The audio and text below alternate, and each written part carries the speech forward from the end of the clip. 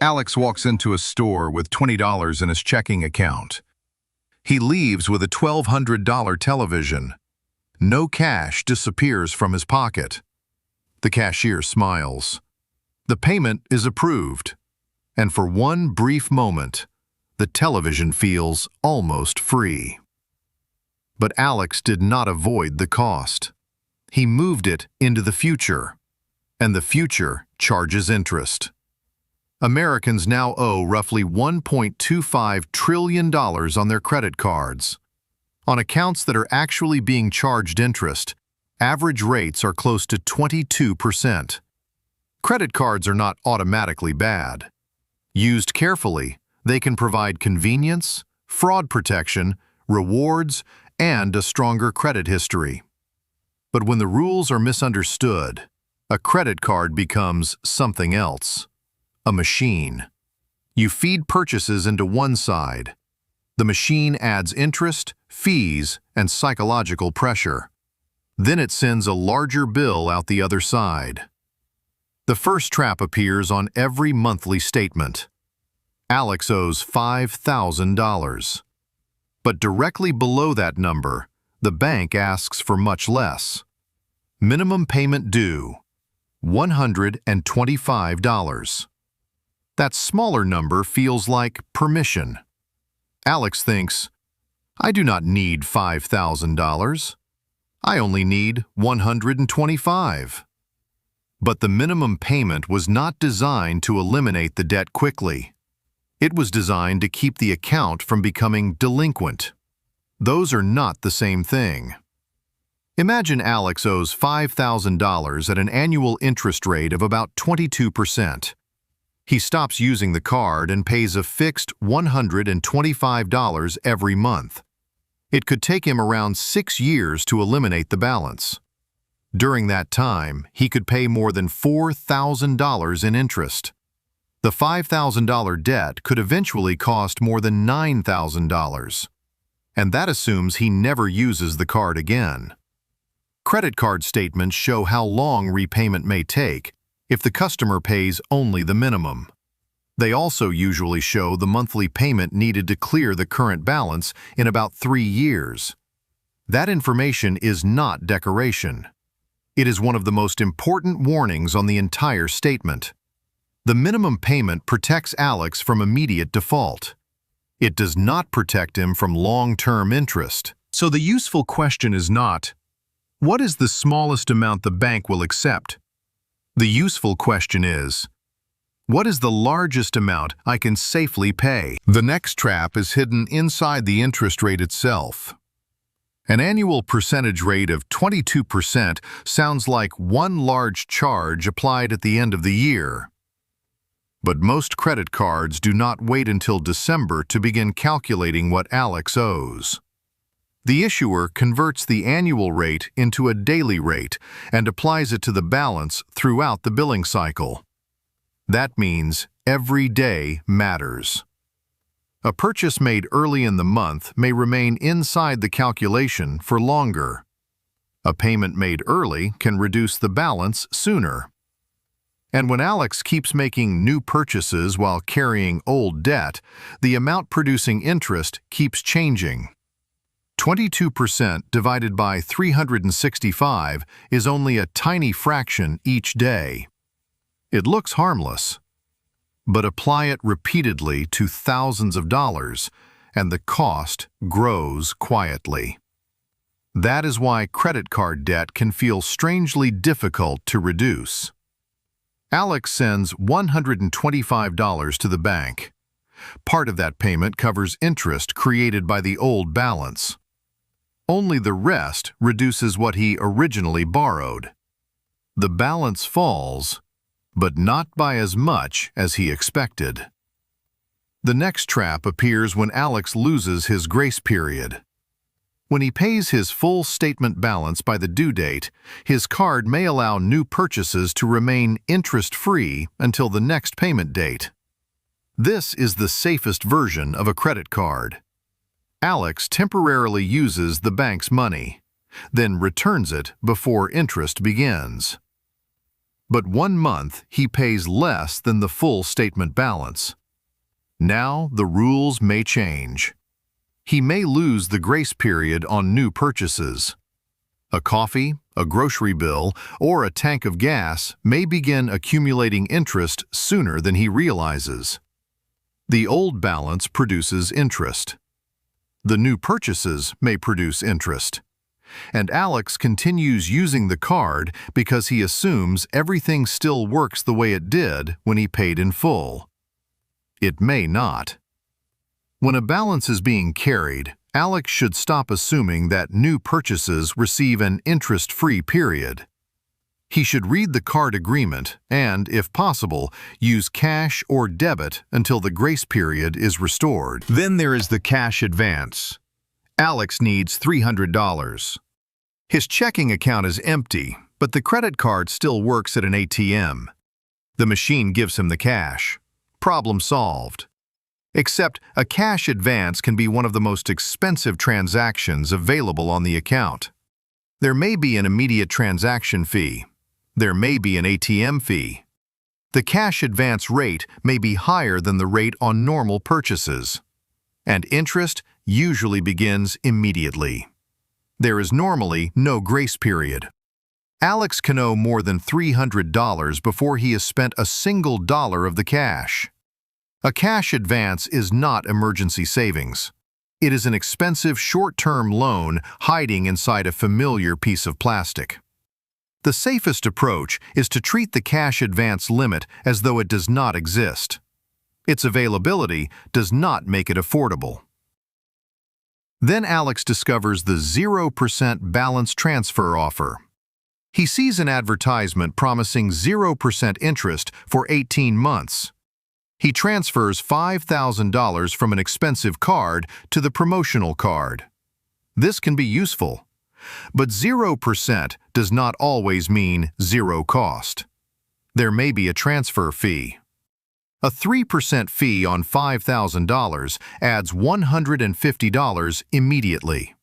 A 5% fee adds $250. And the promotional rate eventually expires. If Alex has not eliminated the balance by the deadline, the remaining debt begins producing interest at the normal rate. But the biggest danger is psychological. Alex sees a zero balance on the old card and feels as though the debt has disappeared. It has not disappeared. It has moved. And if he starts spending again on the old card, he may soon have 2 balances instead of 1. A balance transfer should be treated as a deadline, not as relief. Alex should divide the transferred balance by the number of promotional months and make that amount his monthly target. Then he should stop adding new debt. A similar trap appears in furniture stores and electronic shops. Alex sees an offer that says, "No interest if paid in full within 12 months." That sentence may sound identical to 0% annual percentage rate for 12 months, but it can mean something very different. With deferred interest, the lender may track interest from the original purchase date. If Alex pays the qualifying balance in full before the deadline, the interest may be waived. But if even a small amount remains when the promotion ends, months of accumulated interest may be added to the account. Alex could make payments for almost a year, believe he is close to success, and then receive a large interest charge because a small balance survived past the deadline. The safer strategy is to build a repayment plan that finishes early. If the promotion lasts 12 months, aim to finish in 10. Do not make the final day part of the plan. The next trap begins with one forgotten due date. Alex misses a payment. The first consequence may be a late fee. But the fee is only the visible part. If the account becomes sufficiently overdue, the missed payment can damage Alex's credit history. Under the card's terms, a serious delay may also trigger a penalty interest rate that can approach 30%. Now Alex is paying a higher rate precisely when he is already struggling. The late fee increases the balance. The larger balance raises the next minimum payment. The higher rate slows repayment. One missed deadline becomes a chain reaction.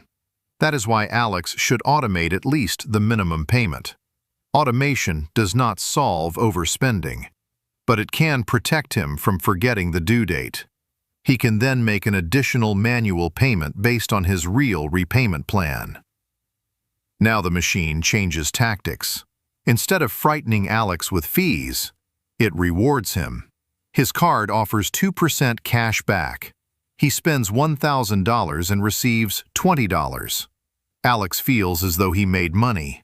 But rewards create value only when the spending would have happened anyway and the statement is paid in full. If Alex spends an unnecessary $100 to earn $2 in cash back, he did not earn $2. He lost $98. And if he carries that purchase at 22% interest, the bank can recover the reward many times over. Sign-up bonuses create even more temptation.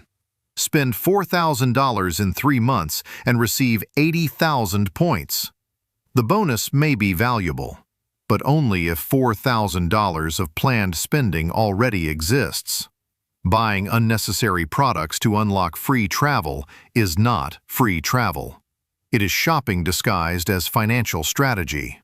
Rewards should reduce the cost of planned spending. They should never create new spending. Premium credit cards use a similar illusion. A card may charge hundreds of dollars per year and promise airport lounges, hotel credits, travel insurance, food delivery benefits, and large numbers of points. On paper, the benefits may appear to exceed the annual fee, but theoretical value is not real value. A $200 hotel credit is worth $200 only if Alex would have booked that hotel without the credit. A restaurant credit is not a saving if it encourages him to order more expensive meals. Airport lounge access has little value if he rarely flies. The card can quietly change his lifestyle until he spends more in the process of trying to recover the fee. The only useful calculation is based on benefits Alex actually used naturally during the previous year. Any benefit that required extra spending should be ignored. If the remaining value does not exceed the annual fee, the card may not deserve renewal. Then, Alex reaches the checkout at a department store. The cashier offers him 20% off today's purchase if he opens a store credit card. The saving is immediate and visible. The future interest rate is hidden inside the application.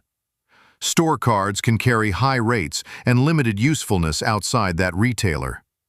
The decision is also designed to feel urgent. Alex is standing in a line. Other customers are waiting. The cashier expects an answer. That is exactly the wrong environment for opening a financial account. Saving $40 today is not a victory if Alex carries the remaining purchase for a year at a very high interest rate.